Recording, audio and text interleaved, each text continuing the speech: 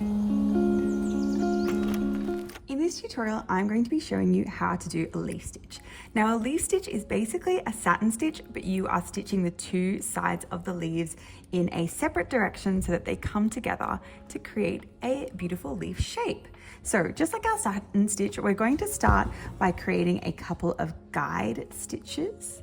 So I like to start with my very first stitch of the leaf and then do a couple of parallel stitches that all have the same angle.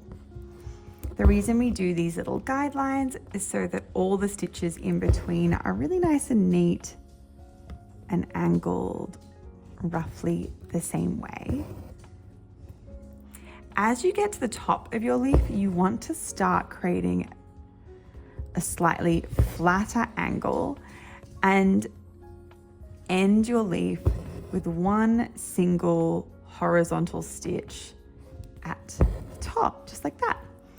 Then what we're going to do is go down the other side of our leaf and create similar guidelines, but they're going to be angled in the opposite direction to the stitches we've just made. So instead of doing this angle, instead of going this angle for one side, now I'm flipping my stitches over and going this angle. And as you can already see, these two angles sort of come together to create a leaf effect. Now you don't need to do, you can do your guidelines on each side in any place. They can line up like these two line up here, or they can be in different places, because once we fill them in with all the satin stitch in between, you won't really be able to tell the difference. Okay. Now that I've done my guides, it's time to start filling in the stitches. Basically what we're creating is a satin stitch. If you think of it as the two halves of the leaf are their own little shaped satin stitches, that's an easy way to conceptualize how to fill in your leaf.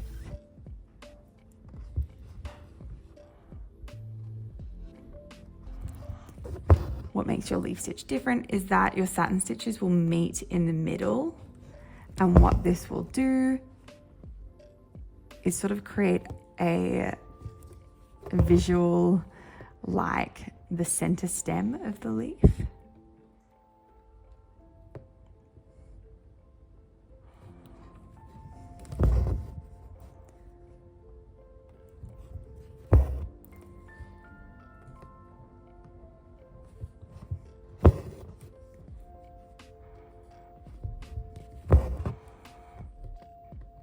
And with these last little stitches that are either side of the point, I like to make them a little bit shorter so that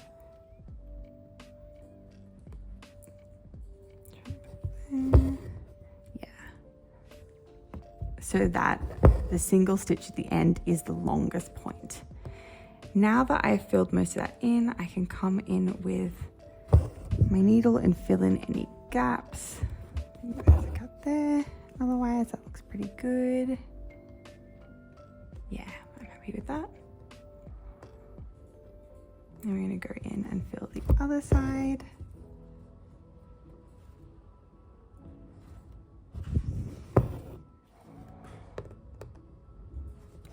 What I love about leaf stitch too is that it's quite forgiving, even though it looks detailed and complicated.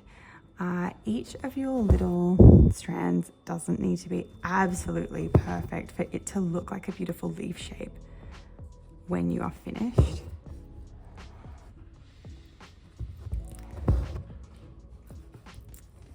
I'm going to add one extra stitch here just to bulk that up a bit. And then finally, at the very end, I like to add a smaller stitch on either side just to create that nice point. So one there and one there